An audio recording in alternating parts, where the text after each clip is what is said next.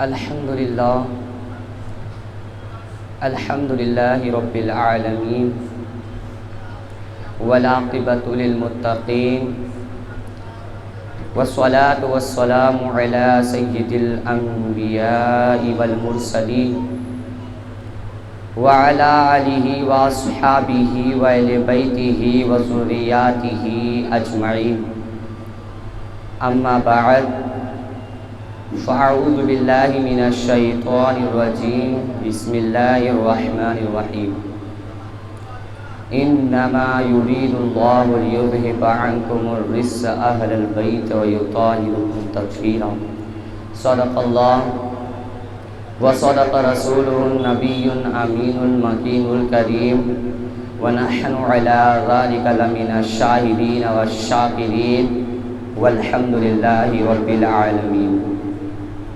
غوث اعظم بمنی بے سر و ساما مدد، قبلہ دی مدد، کعبہ ایماں مدد، انتظار و کرم تشت و عینی راہ خدا جوم خدا بینو خدا دا مدد، بگرداب بلا استاد کشتی ضعیفان و شگفتہ رات و کشتی، بحق خواجہ عثمان ہارونی مدد کن یا معین الدین چشتی، مدد کن یا معین الدین چشتی، مدد کن یا معین الدین چشتی۔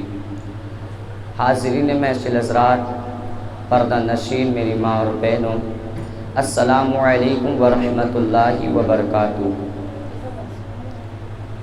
آئیے ہم اور آپ سب سے پہلے عقیدت و محبت و خلوص کے ساتھ ہم سب کے مرکز عقیدت انیس بے کسا، چار احساس درد مندہ، ہم غریبوں کے غم گسار، ہم فقیروں کی ثروت، سیاح الی مکہ وجہ کن فقا، سر اللہ المسنون، عالم ما کان و ما یکون، آب و دل و انبیاء، جان و دل و اصفیاء، یعنی احمد مجتبیٰ محمد مصطفیٰ ارواح نفسدہ صلی اللہ تعالی علیہ وسلم کی بارگاہ میں درود پاک کا ہدیہ نچھاور پیش کرے۔ پڑھیے الصلاۃ والسلام علیک یا رسول اللہ، الصلاۃ والسلام علیک یا حبیب اللہ، الصلاۃ والسلام علیک یا نبی اللہ صلی اللہ تعالی علیہ وسلم۔ میرے پیارے آقا علیہ السلام کے پیارے دیوانوں، سیدہ فاطمہ الزہرا رضی اللہ تعالیٰ عنہ کی پیاری کنیسیوں، آج 1443 اسلامی سال کے مطابق ہمارا نیا سال ہم جس میں داخل ہو چکے ہیں، آپ تمامی حضرات کو نیا سال مبارک ہو۔ اور ہم نے جس طرح سے 1442 میں دن گزارے، اللہ رب العزت کا کروڑوں احسان ہے۔ اللہ رب العزت کی بارگاہ میں دعا ہے کہ جس طرح سے اس نے ہمارے لیے 1442 بہترین بنایا، اسی طرح سے 1443 کو ہمارے لیے اس سے زیادہ بہتر بنائے۔ میرے پیارے آقا علیہ السلام کے پیارے دیوانوں، بات شروع کرنے سے پہلے ایک بات کا خلاصہ ہو جائے کہ ہمارے قوم اور ہمارے مسلمان نوجوان، ہماری مسلمان عورتیں، ہمارے مسلمان بچے آج ایسے دہلیز سے گزر رہے، ایسے راستے سے گزر رہے کہ سوچ کر افسوس ہوتا ہے، کبھی بول کر بھی افسوس ہوتا ہے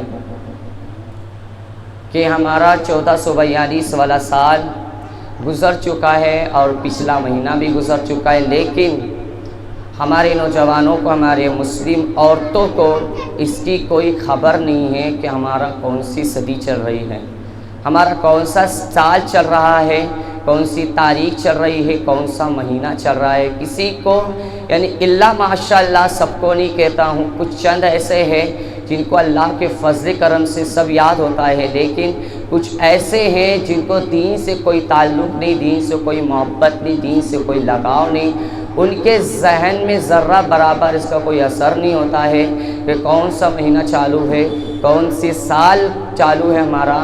اللہ، اور یہ بڑی جو ہے بڑی شرم کی بات ہے کہ ہم مسلمان ہو کر ہم کو جو دین کے بارے میں خبر نہیں، ہم جو ہے ٹی وی سیریلوں کے آگے بیٹھ کر ہمیں جو ہے سیریلوں کے ایک ایک نام یاد ہوتے ہیں، ہمیں جو ہے اللہ اکبر کلیکٹر اداکاروں کے ہر نام یاد ہوتے ہیں، لیکن ہمیں اسلام کے بارے میں، اسلام کی پرچم کے بارے میں، اسلام کی بلندی کے بارے میں ہمیں نہیں پتہ۔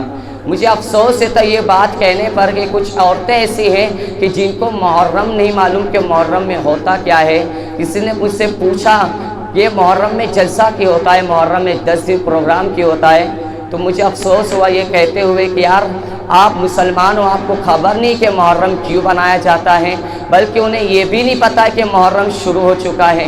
ایسے ایسے لوگ یعنی کہ ہماری قوم میں آ چکے، اللہ اکبر، کہ مسلمان کہے تو کیا کہیں۔ میرے پیارے آقا اسلام کے پیارے دیوانوں، محرم الحرام کا مطلب ابھی تک لوگوں کو معلوم نہیں پڑا ہے کہ محرم الحرام میں ہوا کیا تھا۔ ہمیں بس کھچڑا کھانا یاد ہے اور جو شربتیں لٹنا یاد رہ گیا اور جو بسکٹ مٹھائی بانٹنا، یعنی کہ یہ سب چیزیں ہمیں یاد رہ گئی، لیکن مقصد محرم الحرام جو ہے ہمیں یاد نہیں رہی۔ اللہ پر یہ ہماری کم نصیبی ہے، یہ ہماری بد نصیبی ہے کہ ہم جو ہے اللہ پر گلیوں میں دوڑتے پھرتے کھچڑا لینے کے لیے، لیکن کبھی یہ نہیں پوچھا کھچڑا بانٹنے والے سے یار تو کس کے نام پر بانٹ رہا ہے، کس کے عشق میں بانٹ رہا ہے، کس کی محبت میں بانٹ رہا ہے، تو ہمیں بتائے تو ہم بھی اس کی محبت میں بانٹیں۔ ہم نے کبھی یہ نہیں سوچا کہ اللہ اکبر کہ یہ محرم الحرام ہے کیا۔ میرے پیارے آقا اسلام کے پیارے دیوانوں، محرم الحرام میں جو ہے صرف کربلا واقع نہیں ہوا تھا، بلکہ درجنوں واقعات ایسے ہیں جو محرم الحرام میں پیش ہوئے تھے۔ اللہ، اور میں تو یہ کہتا ہوں کہ جتنے واقعات کربلا میں یعنی کہ محرم الحرام میں واقع ہوئے ہیں، پیش ہوئے ہیں، اتنے واقعات کسی اور کسی مہینے میں پیش نہیں ہوئے ہیں۔ اللہ اکبر، میرے پیارے آقا اسلام کے پیارے دیوانوں، میں آپ کو گناتا ہوں اور آپ گنتے جائیے کہ کتنے واقعات جو ہے کربلا میں پیش ہوئے، محرم الحرام میں پیش ہوئے ہیں، اور وہ بھی صرف محرم میں نہیں بلکہ 10ویں محرم جمعے کے دن ہیں۔ اللہ اکبر، پہلا تو جب اللہ رب العزت کائنات کو پیدا کیا، اللہ رب العزت جب دنیا کو پیدا کیا، دنیا کو جب بنایا پروردگار عالم نے، کون سے دن؟ 10 محرم جمعے کے دن۔ 10 محرم جمعے کے دن اللہ رب العزت نے دنیا کو پیدا کیا، اور پھر دوسرے نمبر پر جب اللہ رب العزت نے انسان کی تخلیق کرنا چاہا، انسان کو پیدا کرنا چاہا، حضرت آدم علیہ السلام کو مٹی سے ڈھانچا اور ڈھانچ کر جب کھڑا کیا، حضرت آدم علیہ السلام کس دن پیدا ہوئے؟ وہ دن کوئی اور نہیں بلکہ 10ویں محرم جمعے کا دن تھا۔ اور پھر جو ہے اللہ اکبر، تیسرے نمبر پر جب حضرت آدم علیہ السلام کو زمین پر بھیجا گیا، یعنی کہ دنیا میں جب انسان آیا، دنیا میں جب پہلا انسان حضرت آدم علیہ السلام کو زمین پر بھیجا گیا، وہ دن بھی کوئی اور دن نہیں بلکہ 10ویں محرم جمعے کا دن تھا۔ اللہ پر ہم بھول چکے ہیں ان واقعات کو کہ انسان کی تخلیق بھی 10ویں محرم کو ہوئی ہے، انسان جو ہے دنیا میں آیا بھی تو 10ویں محرم کو۔ ہم کو تعزیہ دیکھنا یاد رہا، تعزیہ میں جانا ہم کو یاد رہا، ہم بھول گئے کہ اللہ پر یہ محرم الحرام میں ہوا کیا تھا۔ میرے پیارے آقا اسلام کے پیارے دیوانوں، یہی نہیں، حضرت آدم علیہ السلام کی توبہ قبول ہوئی۔ 200 سال تک حضرت آدم علیہ السلام جو ہے اللہ کی بارگاہ میں روتے رہے، یہاں تک کہ 200 سال کی صدی گزر گئی۔ حضرت آدم علیہ السلام کی جو توبہ قبول ہوئی، کسی اور تاریخ کو نہیں، کسی اور مہینے میں نہیں، کسی اور دن میں نہیں، بلکہ 10ویں محرم الحرام اور جمعے کے دن ہوئی تھی۔ اللہ پر، اور پھر یہی نہیں، جب آدم اور حوا کی ملاقات ہوئی تو 10ویں محرم جمعے کے دن۔ اور آگے بڑھیے، اللہ پر، جب حضرت نوح علیہ السلام کی کشتی، نوح علیہ السلام کی قوم جو ہے آپ کو جو بہت ستاتی تھی، حضرت نوح علیہ السلام کو اللہ رب العزت نے دنیا میں بھیجا نبی بنا کر ایک قوم کی طرف۔ حضرت نوح علیہ السلام نے جو 1000 سال کی عمر پائی، 1000 سال تک دنیا میں جیتے رہے، آپ نے اپنے قوم کی تبلیغ کی، اپنے قوم کو دین راہ کی طرف بلائی، اسلام اسلام کو طرف بلایا. کتنے سال تک؟ 950 سال تک آپ نے اسلام کی تبلیغ کی, لوگوں کو اللہ کی طرف بلایا. لیکن کتنے لوگ اسلام قبول لائے؟ صرف 40 لوگ جو ہے آپ کے 950 سال تک تبلیغ کرنے کے بعد صرف 40 لوگ اسلام قبول لائے. اتنے پسند تھے ان کی قوم, اتنی بدتمیز تھی ان کی قوم, اللہ اکبر. یہاں تک کہ وہ لوگ جو ہے حضرت نوح علیہ السلام کو جو ہے مجنون کہتے تھے, معاذ اللہ. حضرت نوح علیہ السلام کو جو ہے پتھر مارتے تھے. ایک مرتبہ حضرت نوح علیہ السلام کو کسی بچے نے پتھر مارا تو آپ پر گرا گزری, آپ کے دل پر اللہ پر ایسی گرا گزری کہ نوح علیہ السلام نے اللہ کی بارگاہ میں بد دعا کے لیے ہاتھ اٹھا دیا کہ اللہ جو قوم مجھے ستاتی ہے ان کو جینے کا کوئی حق نہیں ہے, تو ان کو ہلاک کر دے. اللہ نے نوح علیہ السلام سے کہا, اے نوح اللہ پر تو جو ہے اپنی کشتی تیار کر لے, اور جن لوگوں نے تجھ پر اسلام لایا ہے, تجھ پہ اسلام کو قبول کیا ہے, ان کو کشتی میں بٹھا کر جو ہے ان کو روا ہو جانا. اور اللہ ایسا عذاب دے گا کہ ساری دنیا جو اس میں ڈوب جائے گی. اور پھر ہوا یہی, اللہ پر نوح علیہ السلام نے جو ہے کشتی تیار کر دی, اور کشتی میں 40 مسلمانوں کو جو آپ کے اوپر ایمان لائے تھے ان سب کو بٹھا کے دیا گیا.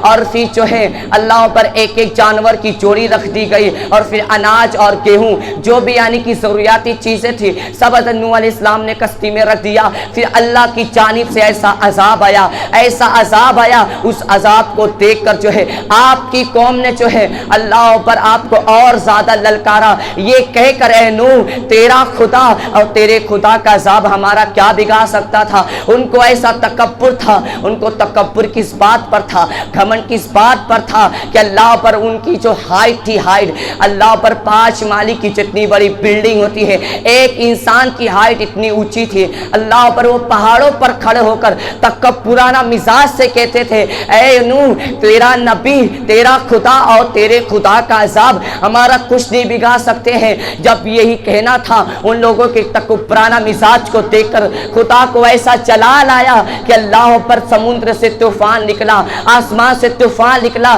جہاں پر ان لوگوں نے آگ لگایا تھا آگ سے پانی کا طوفان نکلنے لگ گیا, اور اتنا عذاب اللہ پر, اتنی طوفان کی بارش ہوئی اللہ پر. یہ دنیا کی سب سے پہلی طوفان اور سب سے آخری طوفان تھی جسے عالمی طوفان کہتے ہیں. دنیا کا سب سے بڑا طوفان تھا. ساری کی ساری دنیا جو ہے پانی میں ڈوب چکی تھی, پانی میں ہلاک ہو چکی تھی, سوائے کعبۃ اللہ کو, مکہ شریف کو چھوڑ کر ساری دنیا پانی میں ڈوب چکی تھی. یہاں تک کہ حضرت نوح علیہ السلام کا جو خود کا بیٹا تھا وہ بھی ہلاک ہو گیا, اس لیے کہ آپ کا بیٹا بھی جو ہے کافر ہو چکا تھا, لوگوں کو جو ہے گمراہ کرتا تھا, تو آپ کا بیٹا بھی اس میں ہلاک ہو گیا. اور حضرت نوح علیہ السلام کی کشتی رواں ہو گئی. اور یہ طوفان نوح جو ہے حضرت نوح علیہ السلام کی قوم میں جو طوفان آیا تھا وہ طوفان جو ہے رجب کی 6 رجب کو, 6 رجب المرجب کو طوفان شروع ہوا تھا, اور 6 مہینے تک جو ہے ساری دنیا جو پانی میں ڈوبی رہی.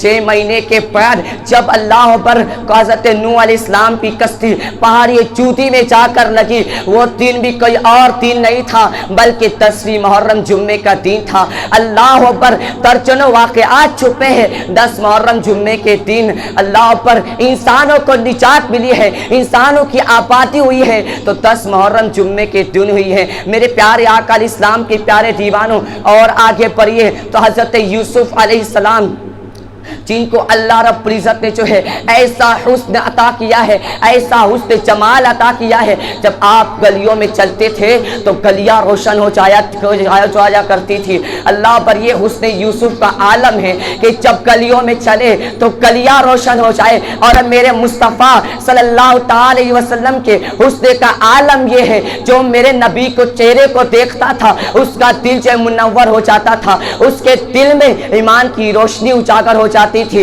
حسن یوسف کا عالم یہ ہے کہ اگر کوئی حسن یوسف کو دیکھے تو انگلیاں کاٹنے پر مجبور ہو جاتی ہے. حسن یوسف کو دیکھ کر لوگوں نے انگلیاں کاٹی ہے. حسن یوسف کو دیکھ کر مصر کی عورتوں نے اپنی انگلیاں کاٹ لی. لیکن میرے نبی کا حسن ایسا ہے, میرے نبی کی انگلی کو دیکھ کر چاند 2 ٹکڑے ہو گیا تھا. اللہ پر میرے مصطفیٰ کی انگلی کا حسن ایسا کہ چاند بھی جو ہے تاب نہیں لا سکا اور 2 ٹکڑے میں ہو گیا. میرے پیارے آقا علیہ السلام کے پیارے دیوانوں، جناب یوسف علیہ السلام کو جو ہے 20 سال تک قید میں رکھ دیا گیا، 20 سال تک آپ کو قید کر دیا گیا، اور جب آپ کو قید سے رہا کیا گیا، آپ کو مصر کا بادشاہ بنایا گیا، تو وہ دن بھی کوئی اور دن نہیں تھا بلکہ 10 محرم جمعے کا دن تھا۔ اور پھر حضرت یعقوب علیہ السلام اور یوسف علیہ السلام کی جب 40 سال کے بعد جدائی کے بعد دونوں باپ بیٹے کی ملاقات ہوئی، باپ بیٹے کی ملاقات والے دن کو بھی جو ہے جمعے کا دن 10 محرم کو کہتے ہیں۔ میرے پیارے آقا علیہ السلام کے پیارے دیوانوں، ہم بھول گئے ہیں 10ویں محرم میں کیا چھپا ہے، جمعے کے دن میں کیا ہوا تھا۔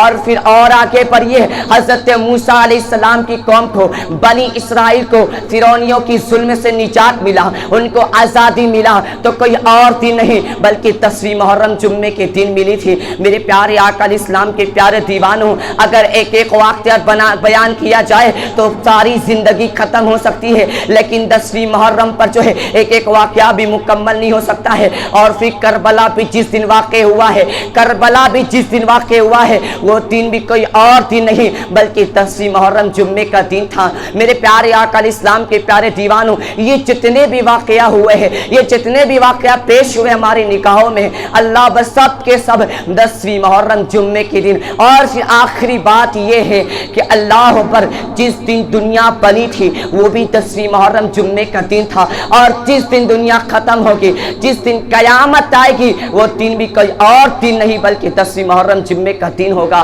اللہ پر میرے پیارے آقا علیہ السلام کے پیارے دیوانوں، ہم کو جو ہے اللہ صرف شیرینی لٹنا یاد رہ گیا، کھچڑے کھانا یاد رہ گیا، لیکن ہم نے اس کے پیچھے کا مقصد کو جاننے کی کوشش نہیں کی ہے۔ کربلا میں امام حسین گئے کیوں تھے؟ کربلا میں سیدنا امام حسین نے جو ہے اپنی جان کو لٹایا، اپنی اولاد کو لٹایا، 18 سال کی نوجوان علی اکبر کو قربان کیا، 6 ماہ کے علی اصغر کو قربان کیا، سیدہ زینب نے اپنے اون محمد کو قربان کیا، اپنے بھتیجے اپنے بھائی کو قربان کیا۔ کیوں قربان کیا؟ وجہ کیا تھی؟ وجہ صرف ایک تھی، اسلام کی اشاعت کے لیے، اسلام کی بلندی کے لیے، اسلام کی کامرانی کے لیے، اسلام کی کامیابی کے لیے امام حسین نے اپنی جان کو قربان کر دیا، اپنی مال کو قربان کر دیا، اپنی اولاد کو قربان کر دیا۔ آج ہم نے جو ہے اسی اسلام کو پیچھے کر دیا ہے۔ اللہ پر میرے پیارے آقا علیہ السلام کے پیارے دیوانوں، آج ہمارا یہ حال ہو چکا ہے۔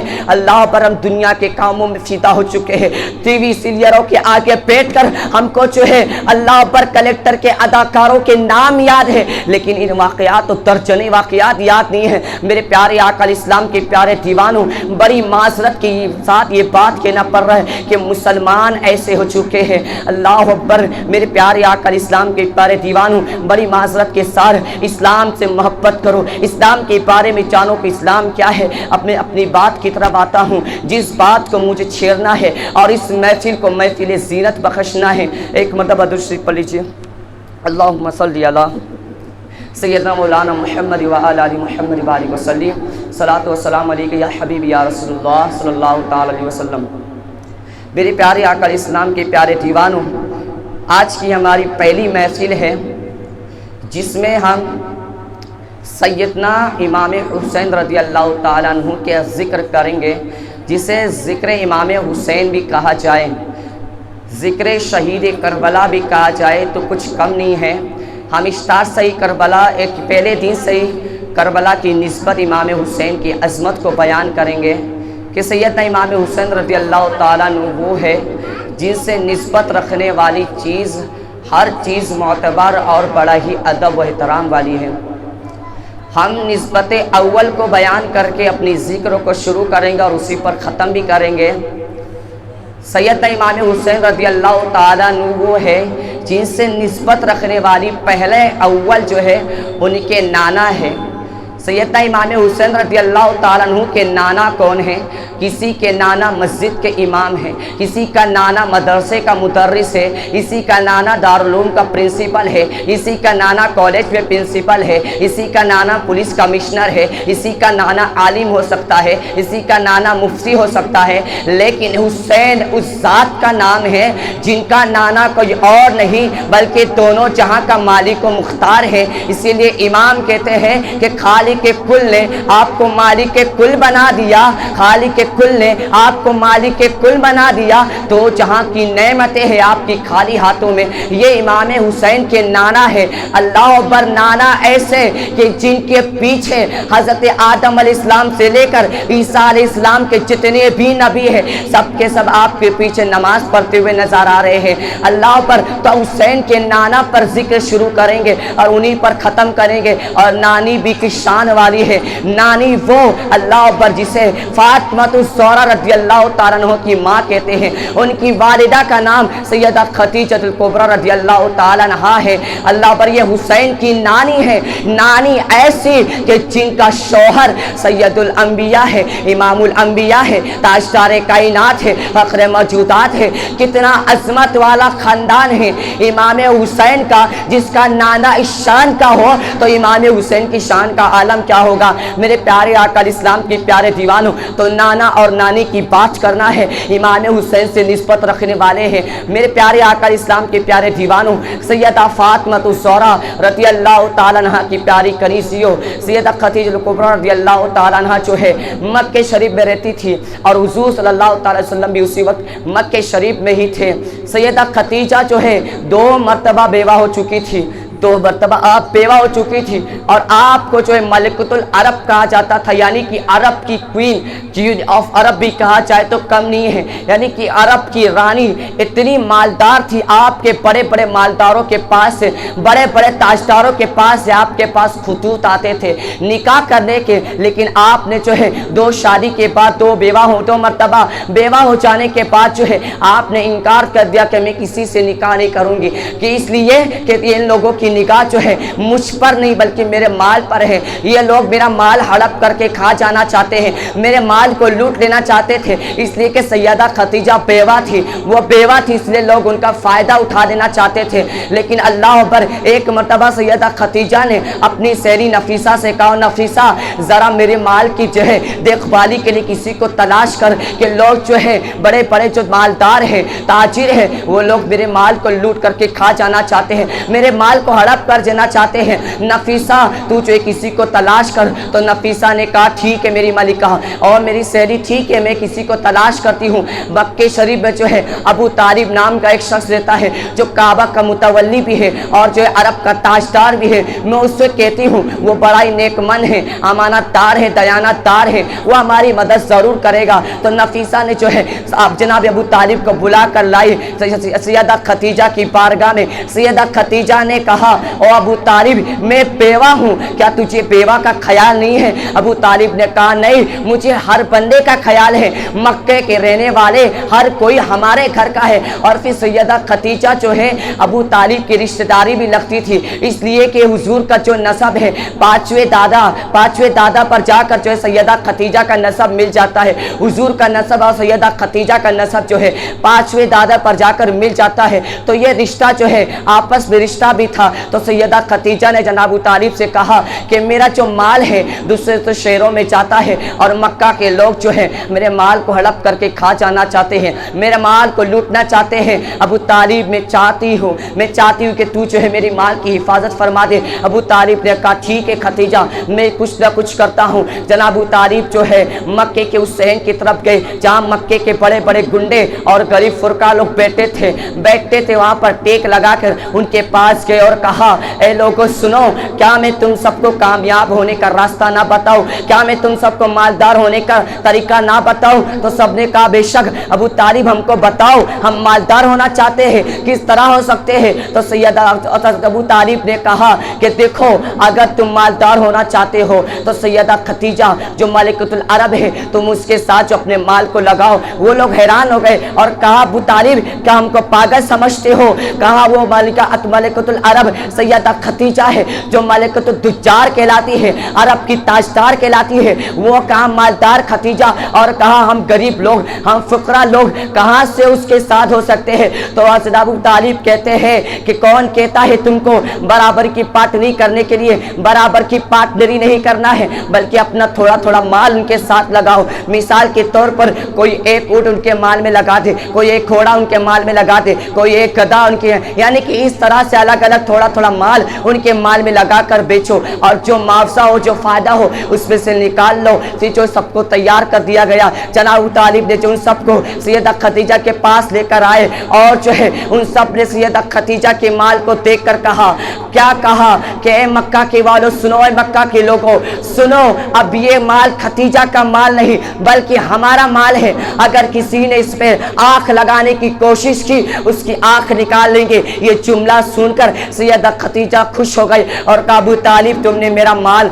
मक्के में तो हिफाजत कर लिया है, लेकिन मेरा माल जो है मक्के के बाहर भी जाता है, जो है मक्के के बाहर यमन में जाता है, बसरा में जाता है, शाम में जाता है, वहां तक कैसे हिफाजत करोगे? तो सैयदा खदीजा की बात को सुनकर जनाब अबू तालिब फरमाते हैं, ए खदीजा मैं अब बूढ़ा हो चुका हूँ, मैं कहाँ तक तेरी माल की हिफाजत करूंगा? तो नफीसा ने कहा, पर मोहम्मद जो है, मोहम्मद बड़ा दयानतदार है, ईमानदार है, सादिकुल अमीन है, तुम अपने भतीजे मोहम्मद से क्यों नहीं कहते हो, वो तिजारत करने चला जाएगा। तो अबू तालिब फरमाते हैं, लेकिन खदीजा मेरा मोहम्मद जो है, मेरा भतीजा मोहम्मद जो है बड़ा गैरतमंद है, वो जो है नौकरी नहीं करता है, वो मजदूरी करने को पसंद नहीं करेगा, इसलिए वो जो है नौकरी नहीं कर सकेगा। सैयदा खदीजा ने कहा, अबू तालिब जरा कुछ तो करो, अगर आपके भतीजे मोहम्मद ने मेरी तिजारत किया और उससे मुआवजा हासिल हुआ तो मैं उसको 10 गुना उसमें से फ़ायदा का पैसा दूंगी। तो अबू तालिब ने कहा, ठीक है, मैं मोहम्मद की एक मजबूरी को जानता हूँ, उसकी कमज़ोरी को जानता हूँ, उस कमज़ोरी को सामने रख के उससे बात करूँगा।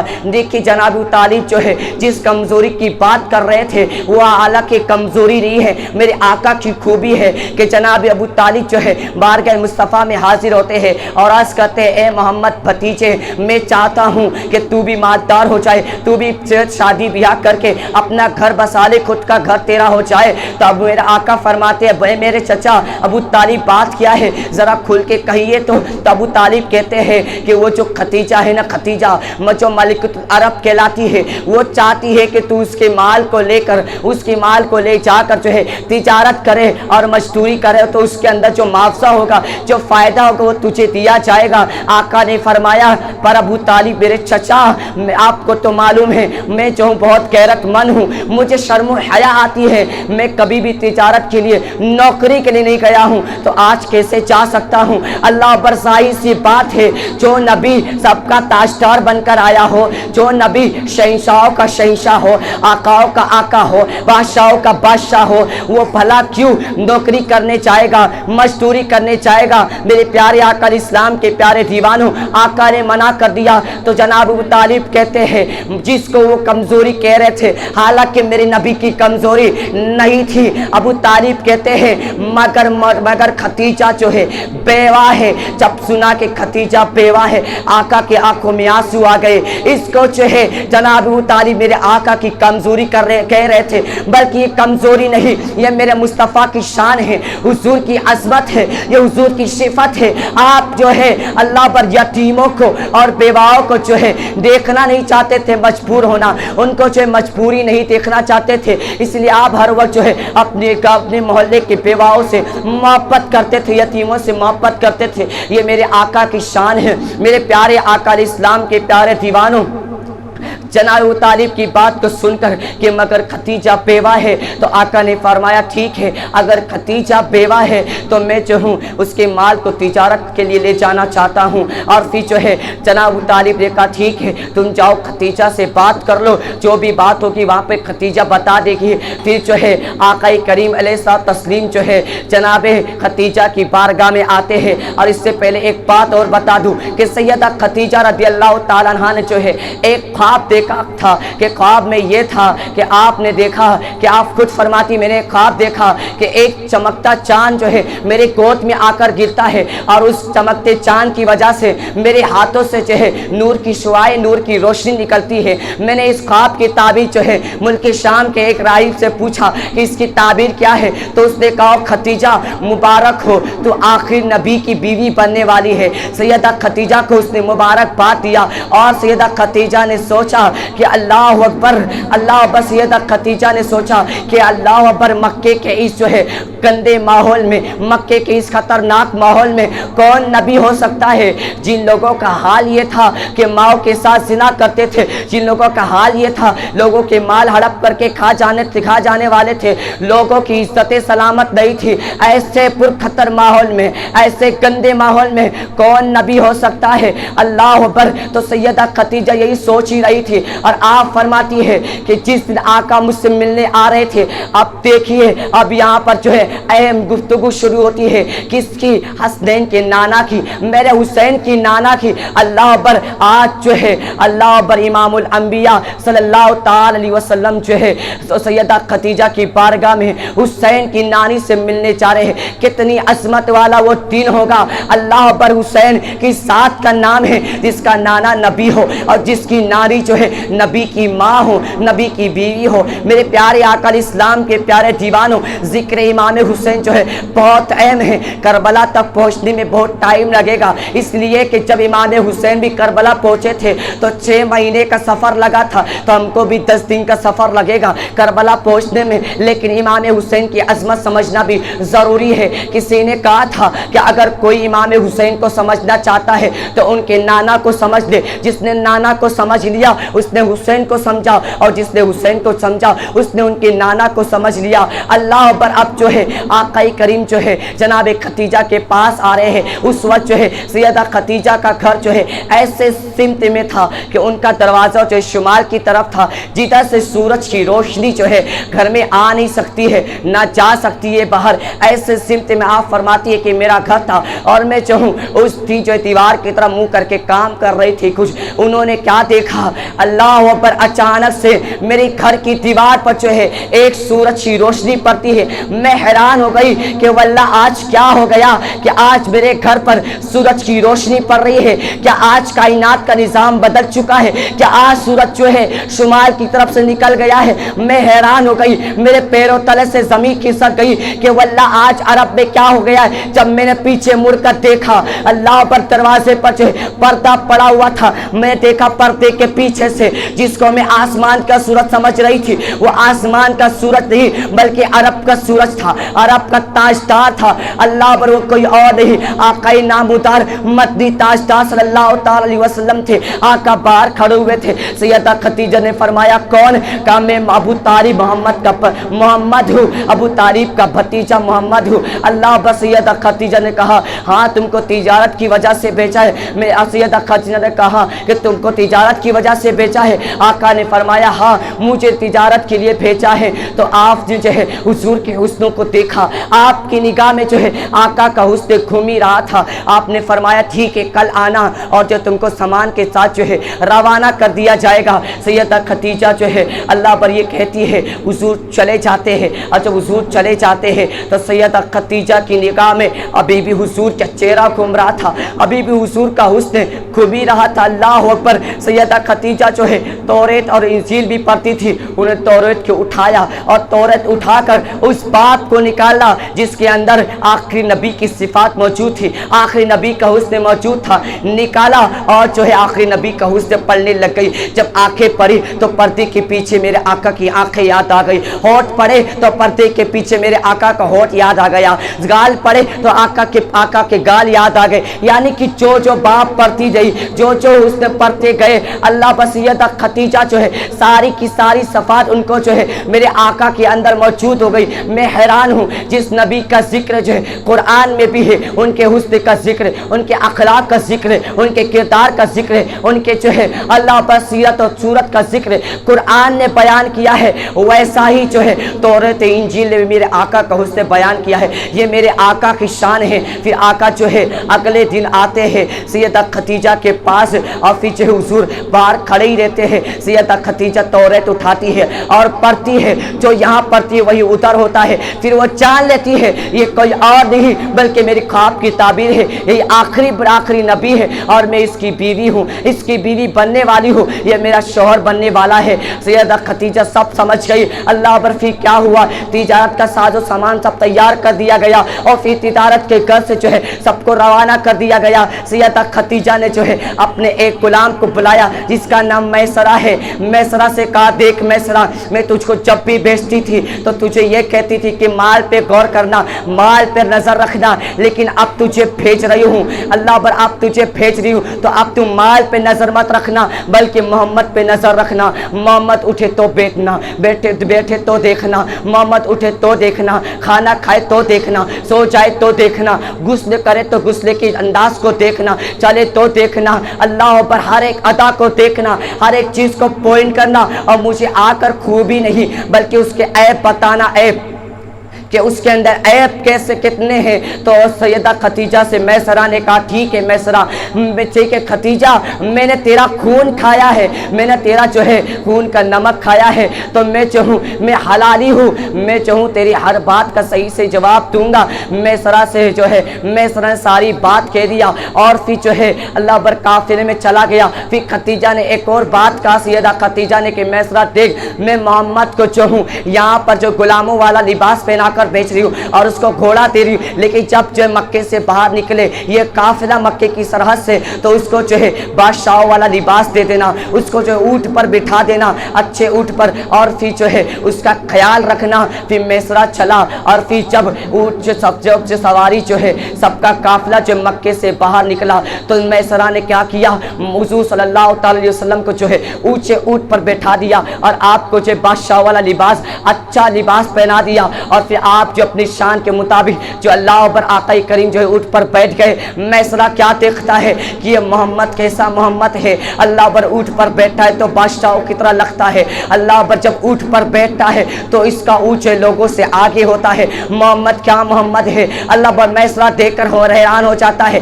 سب کو پسینہ آ رہا ہے لیکن پسینے میں بدبو آ رہی ہے, پسینے بے ترتیب بہ رہے ہیں, لیکن محمد کیسا محمد ہے, اللہ پر اس کو پسینہ بھی آ رہا ہے لیکن بے ترتیب نہیں. دیکھو انسان کو اگر پسینہ آتا ہے, انسان کتنا ہی خوبصورت ہو, کتنا ہی حسین ہو, کتنا ہی بڑا جو ہے عزت دار والا ہو, اس کے اندر کتنی صلاحیت کیوں نہ ہو, لیکن جب اس کو پسینہ آتا ہے بے ترتیب آتا ہے, جہاں دو جوڑ ملتے ہیں وہاں سے بہتے ہیں اور بہ کر نہ جانے کدھر کدھر بہتے ہیں. میری زبان حیا خاموش ہے اللہ پر, لیکن انسان کو پسینہ آتا ہے تو پسینے کے ساتھ بدبو آتی ہے, لیکن میرے آقا کی شان جدا ہے, میرے آقا کا مقام جدا ہے.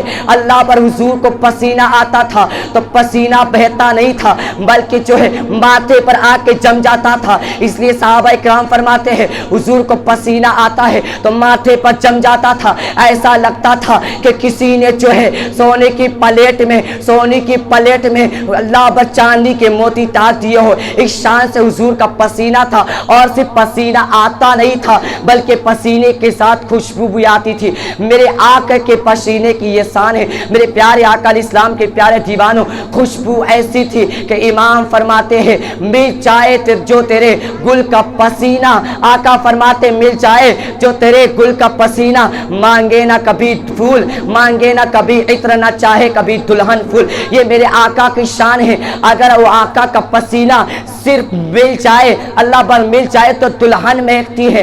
اعلیٰ حضرت یہ نہیں فرمایا کہ مل جائے, یہ فرمایا مل جائے تو دلہن مہکتی ہے. جب ملنے پر دلہن مہکتی ہے تو ملنے پر ساتوں نسلیں مہک جاتی ہے. اللہ پر میرے پیارے آقا علیہ السلام کے پیارے دیوانوں, یہ صفات مصطفیٰ صلی اللہ تعالی علیہ وسلم ہے. پھر جو ہے قافلہ اور آگے بڑھا, میسرہ جو ہے ساری خوبیاں حضور کے دیکھتے گیا. کیا دیکھا کہ اللہ پر جب سارا کا سارا قافلہ پیڑ کے نیچے آیا, پیڑ کے سائے میں, تو سایہ ختم ہو گیا. میسرہ نے دیکھا میرے آقا کی شان, جب حضور بالکل اخیر میں آتے ہیں تو پیر جھک کر آقا کو سایہ کرتے ہیں, سایہ دیتے ہیں. یہ آقا کی شان ہے. اللہ پر پھر جو ہے مصر کے اندر اگر الگ معجزات دیکھے حضور علیہ السلام کے, پھر میسرہ غلام ہی ہو گیا. اور پھر جب اللہ پر قافلے جو ہے حضور صلی اللہ علیہ وسلم نے جب 10 گنا زیادہ معاوضہ حاصل کر کے, فائدہ حاصل کر کے جب قافلے کو جو ہے اللہ پر مکے کی طرف روانہ ہوا, اور مکے کی طرف روانہ ہونے کے بعد میسرہ جو دوڑے اپنی ملکہ کی طرف جانے لگ گیا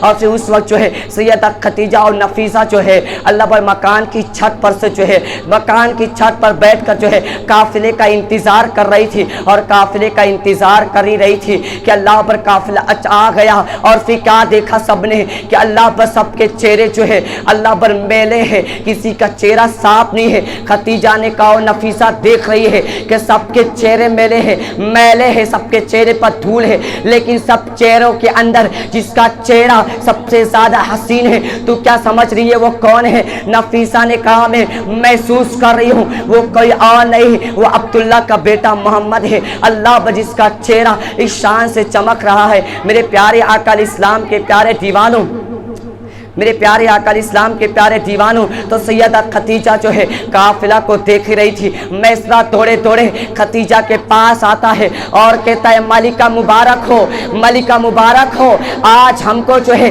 10 گنا زیادہ معاوضہ ملا ہے۔ میسرہ سے خدیجہ نے کہا اللہ پر میسرہ سے سیدہ خدیجہ نے کہا میسرہ چپ رہ جا، چپ ہو جا، آج جو ہے خدیجہ جو ہے معاوضہ کے بارے میں نہیں سننا چاہتی ہے، بول محمد کے اندر عیب کیا ہے؟ محمد کو تو نے دیکھا ہے، ذرا اس کے عیب بیان کر، اب سنو شان مصطفیٰ کیا ہے، حسنین کی نانا کی شان کا عالم کیا ہے۔ اللہ اکبر۔ میسرہ نے کہا او خدیجہ میں نے تیرا نمک کھایا ہو، جو کہوں گا صحیح کہوں گا۔ اللہ اکبر۔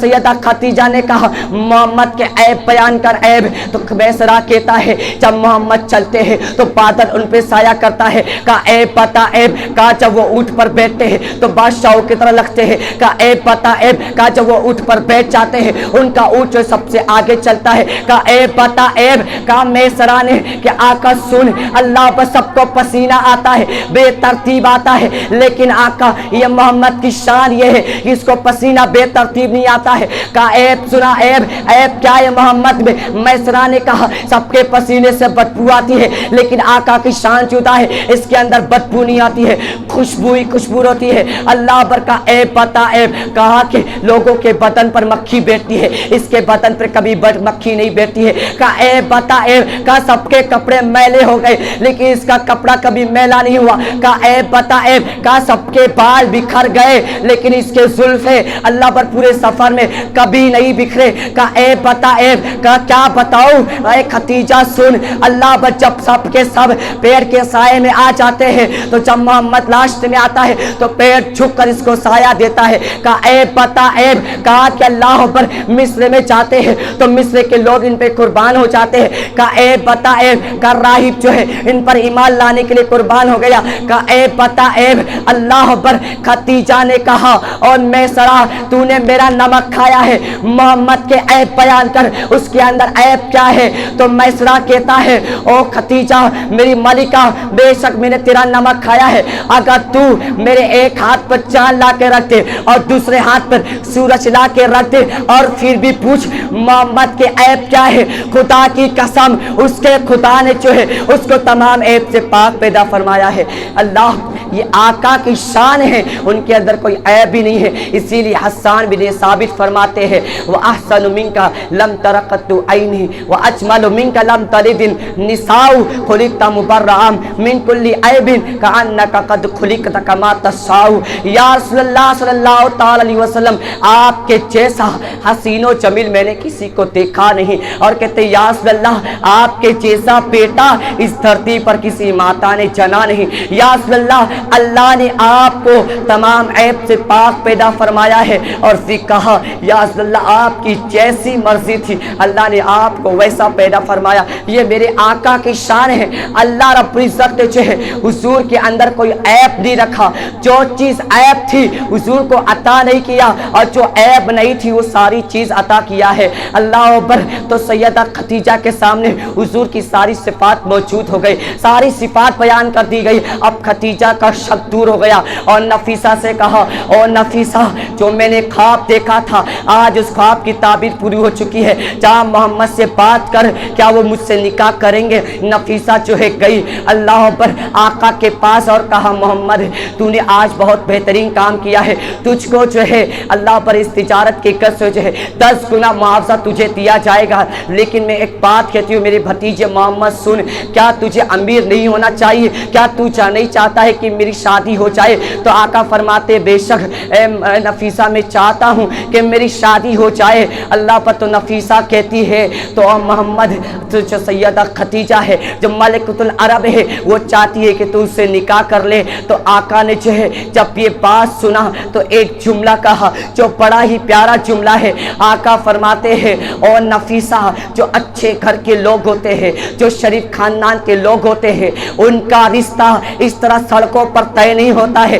جو اچھے خاندان کے لوگ ہوتے ہیں ان کا راستہ، ان کا رشتہ جو ہے راستوں پہ طے نہیں ہوتا ہے۔ اللہ اکبر، میرے آقا جو ہے قیامت تک کے مسلمانوں کو یہ پیغام دے رہے ہیں کہ تم جب رشتہ طے کرو تو پارکوں میں طے نہ کرو، لوجوں میں طے نہ کرو، مالوں میں طے نہ کرو۔ اپنا رشتہ جو ہے اگر تم شریف خاندان کے ہوگو، اچھے خاندان کے ہوں گے تو اللہ پر تم اپنا رشتہ جو ہے اپنے گھروں میں طے کرو۔ اللہ پر تو اس سے پتہ کیا چلتا ہے، جو لوگ اللہ پر پارکوں میں رشتہ طے کرتے ہیں، مالوں میں رشتہ طے کرتے ہیں، لوجوں میں رشتہ طے کرتے ہیں، زنا کے اڈوں پہ جا کر رشتہ طے کرتے ہیں، سود کے بازاروں میں جا کر رشتہ طے کرتے ہیں، اللہ پر جو گناہ کو دعوت دے کر رشتہ طے کرتے ہیں وہ اچھے خاندان کے لوگ نہیں ہوتے ہیں۔ بلکہ آقا نے تو فرما دیا جو لوگ اوریانیت کے بنا پر رشتہ طے کرے بے شک جو ہے اس کی نفس میں جو ہے خرابی ہوتی ہے۔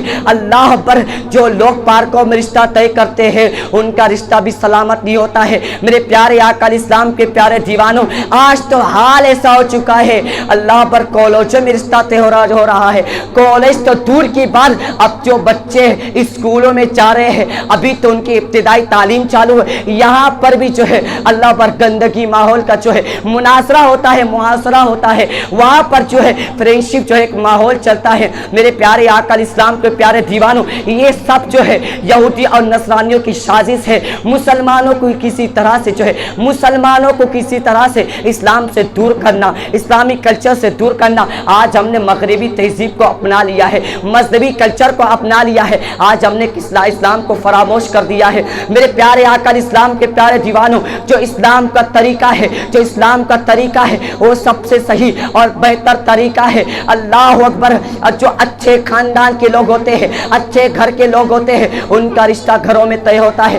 آقا نے ہم سب کو بتا دیا اور پھر آقا نے فرمایا نفیسہ جو میرے بڑے لوگ ہیں یعنی میرے چچا ابو طالب ہے تو ان سے بات کر، وہ جو ہے ضرور منظور کر لیں گے۔ اور پھر جو ہے سید نفیسہ جو ہے سیدہ خدیجہ کے بات پر جو ہے کچھ لوگوں کو لے کر آقا کے جناب ابو طالب کے پاس آتے ہیں اور عرض کرتے ہیں ابو طالب ہم جو خدیجہ کے لیے رشتہ لے کر آئے ہیں کہ آپ جو ہے خدیجہ کا رشتہ لے کر آئے، آپ قبول کر لیں اور اپنے بھتیجے محمد سے نکاح کروا لیں۔ تو جناب ابو طالب نے کہا ٹھیک ہے، اب جو شادی کی تیاری جو ہونے لگی، اب سنیے میرے آقا کے گھر میں شادی ہو رہی ہے۔ کس کی شادی ہے؟ اب کسی اور کی نہیں بلکہ نبیوں کے امام کی شادی ہے۔ اور کس کی شادی ہے؟ سیدہ خدیجہ نبیوں کے امام کی بیوی کی شادی ہے۔ اب سنو، حسنین کے نانا کی شادی ہونے والی ہے، حسنین کے نانا کی، فاطمہ کے بابا کی، علی کے اللہ پر علی کے بھائی کی شادی ہونے والی ہے، پھر شان کی شادی ہوگی۔ میرے پیارے آقا اسلام کے پیارے دیوانوں،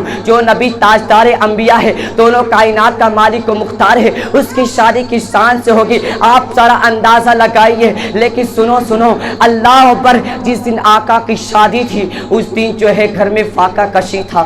اللہ پر ایسا ہوا کہ جناب ابو طالب جو رو رہے تھے، آج شادی ہے، آج ہی کے دن جناب ابو طالب کی آنکھوں سے آنسو ہے، کس بنا پر کہ اللہ اکبر ہم اتنے فاقہ کش ہو گئے کہ آج میرے بھتیجے محمد کی شادی ہے، محمد کی شادی ہے، آقا کریم کی شادی ہے، لیکن اس کو پہننے کا جوڑا نہیں ہے، شادی کا جوڑا نہیں ہے۔ اللہ اکبر، تو اس لیے جناب ابو طالب جو ہے گھر میں جو ہے خوشی کے ماحول کے بدلے غم کا ماحول بن چکا تھا۔ شادی کا دن ایسا ہوتا ہے کہ ہر کوئی خوشی میں ہوتا ہے، چاہے انسان کتنا ہی ٹینشن والا ہو، لیکن آقا کی شادی ہے، اس دن جو ہے اللہ پر آقا کے گھر میں جو ہے غم کا ماحول ہے۔ اسی وقت جناب ابو بکر آ گئے، ابھی جو ہے ابو بکر ہے، صدیق نہیں بنے تھے، آپ کی کریل جوانی تھی، آپ اس وقت بھی جو ہے آقا کے سگے دوست تھے، بیسٹ فرینڈ کی طرح تھے۔ آئے تو کیا دیکھا کہ شادی کے دن میں جو ہے غم کا ماحول ہے، پوچھا اے میرے بھائی، اے میرے دوست محمد،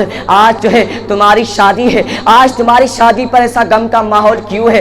تو جناب ابو طالب کہتے ہیں ابو بکر دراصل بات یہ ہے کہ آج تمہارے دوست کی شادی ہے لیکن پیسہ میرے پاس نہیں ہے کہ تیرے دوست کی شادی کا جوڑا لایا جائے. اللہ اکبر. سیدنا ابو بکر کو یہ بات سن کر سیدنا ابو بکر کو بڑا دل سے گرا گزرا کہ آج میرے دوست کی شادی ہے اور آج میں اس سے کچھ نہیں کر سکتا. تو جناب ابو بکر نے کہا کہ دیکھو میرے پاس جو ہے آقا کے جو حضور کے جو دادا ہے, حضور صلی اللہ علیہ وسلم کے جو دادا ہے حضرت عبد المطلب, کہتے ہیں کہ حضرت عبد المطلب نے جو ہے میرے پاس جو ہے کچھ امانتیں چھوڑ کر چلے گئے تھے اور کہا تھا کہ جب میرے پوتے محمد کی شادی ہوگی تو ان کو دے دینا اور پھر جو ہے ان سے وہ کپڑا سلا لیں گے. حالانکہ جناب ابو بکر کے پاس جو ہے حضرت عبد المطلب نے کوئی رقم کوئی امانت نہیں دیا تھا, لیکن جو ہے اس لیے جناب ابو بکر نہیں فرما رہے تھے, نہیں بول رہے تھے کہ میری طرف سے دے رہا ہوں, کہ آقا بڑے غیرت مند تھے, آقا لیتے نہیں, اس لیے انہوں نے جو ہے اللہ پر بہانہ بنا کے دیا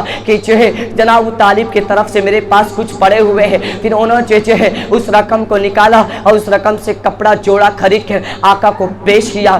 اللہ پر جب جناب ابو بکر صدیق رضی اللہ تعالیٰ عنہ جو ہے اللہ پر دولہے کا جوڑا لے کر آئے, آقا کا کپڑا لے کر آئے, ابھی ایک طرف سے دوست کا کپڑا آیا اور دوسرے طرف سے بیوی کا کپڑا آ گیا, یعنی کہ بیوی کے گھر سے جناب سیدہ خدیجہ نے جو ہے جوڑا بھیج دیا کہ آج جو ہے محمد یہ جوڑا پہن کر آئیں گے. اللہ پر ایک طرف جو ہے ہونے والی بیوی کا جو کپڑا ہے اور ایک طرف جو ہے ایک دوست کا کپڑا ہے.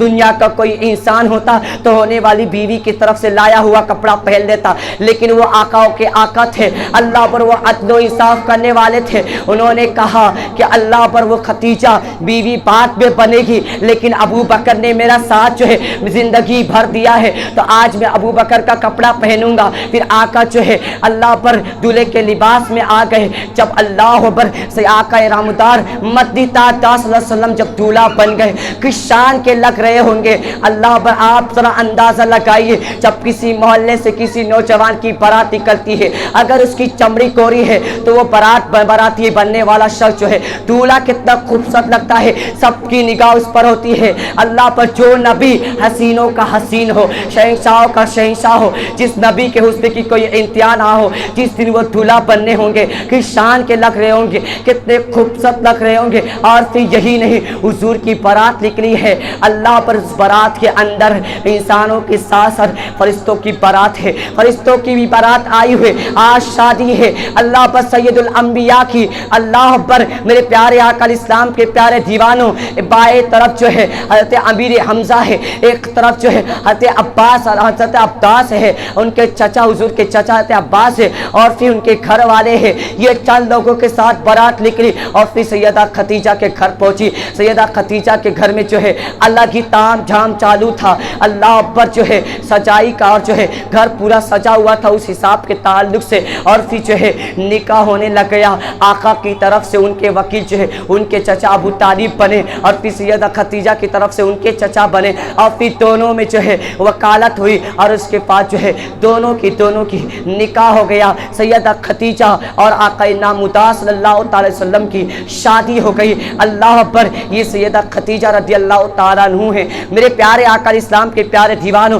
سیدہ خدیجہ کے بارے میں کیا کہنا, جو ماں ہے سیدہ فاطمہ کی, اسے کہتے سیدہ خدیجہ کبریٰ رضی اللہ تعالیٰ عنہ. اور ایک بات آخری بات عرض کر کے بات کو ختم کروں گا کہ سیدہ خدیجہ کے اندر جو ہے حیا کیسا تھا, حیا کا پیکر کیسا تھا. ایک مرتبہ یہ ہوا کہ حضور صلی اللہ تعالی علیہ وسلم جو ہے اپنے گھر میں تشریف فرما تھے, اور سیدہ خدیجہ جو ہے کچن میں تھی, کھانا بنا رہی تھی. اور پھر کھانا بنانے کے بعد جب سالن سے بھرا ہوا پیالہ آپ کی بارگاہ میں پیش کرنے لگ گئی, حضور جو ہے محبت کی نگاہ سے سیدہ خدیجہ کو دیکھ رہے تھے. اللہ پر کیا شان ہوگی سیدہ خدیجہ کو جب آقا محبت کی نگاہ سے دیکھ لیتے ہیں. اللہ پر آقا جو ہے کون محبت کی نگاہ سے دیکھ رہے, اللہ کے محبوب جو ہے سیدہ خدیجہ کو محبت کی نگاہ سے تک رہے ہیں. اگر نبی صلی اللہ تعالی وسلم کسی کو اللہ پر ابو بکر کو محبت کی نگاہ سے دیکھے تو ان کو صدیق بنا دے, عمر کو मोहब्बत की निगाह से देख तो उनको फारूक आजम बना दे, उस्मान को मोहब्बत की निगाह से देखे तो गनी बना दे, और फिर अली को मोहब्बत की निगाह से देखे तो अपना भाई बना दे। मेरे आका की ये शान है। और फिर जो सैयदा खदीजा को जो है उनका अलग ही मकाम है, उनको मोहब्बत की निगाह से तक रहे थे। अल्लाह पर सैयदा खदीजा भी आपको तक रही थी। ये तकरे में जो है मोहब्बत ही मोहब्बत में जो है सैयदा खदीजा का पैर फिसला और आप जमीन पर आकर गिर पड़े, जमीन पर आ गई और प्याला भी जो है जमीन पर गिर गया। सैयदा खदीजा को ऐसी हया आती है कि आप फौरन जो उठकर किचन की तरफ चली जाती है। मेरे प्यारे आका इस्लाम के प्यारे दीवानों, अगर कोई इज्जतदार इंसान गाड़ी चला रहा हो और गाड़ी चलाते उसकी गाड़ी रुक जाए तो बताओ उसको भी शर्म आती है, इज्जतदार इंसान को भी शर्म आती है। अगर बच्चा दौड़ते दौड़ते गिर जाए तो उसको भी लोगों के सामने शर्म आती है। तो जो हया का पेकर हो, अल्लाह पर जिनकी बेटी के अंदर ऐसा हया था कि जिनके पर्दे को, जिनके दुपट्टे को कभी आसमान और सूरज ने नहीं देखा हो, तो जरा अंदाजा लगाओ सैयदा खदीजा के हया का आलम क्या होगा। आप दौड़कर किचन की तरफ चली गई और फिर इस अदा को अल्लाह को ऐसा पसंद आया, ये अदा अल्लाह को ऐसी पसंद आ गई कि अल्लाह ने फौरन जनाब जिब्राइल को कहा, जिब्राइल अब सिदरा पर ठहरने की जगह नहीं है, जा और मेरे महबूब से कह दे कि आपकी महबूबा की इस अदा को अल्लाह ने ऐसा पसंद किया है कि खदीजा को अल्लाह सलाम करता है, खदीजा को अल्लाह सलाम करता है। और फिर जो है जनाब जिब्राइल बारगाह रिसालत में आते हैं और अर्ज़ करते हैं, या सल्लल्लाहु अलैहि वसल्लम, अल्लाह आपको सलाम करता है और आपकी बीवी, आपकी ज़ौजा महबूबा रब्बुल आलमीन को अल्लाह को इतनी अदा पसंद आ गई, सैयदा खदीजा की इस अदा को इतनी पसंद आ गई अल्लाह को कि अल्लाह ने उन पर सलाम भेजा है। फिर जब सैयदा खदीजा आई तो आका ने फरमाया, खदीजा मुबारक हो, तेरी इस अदा को अल्लाह बहुत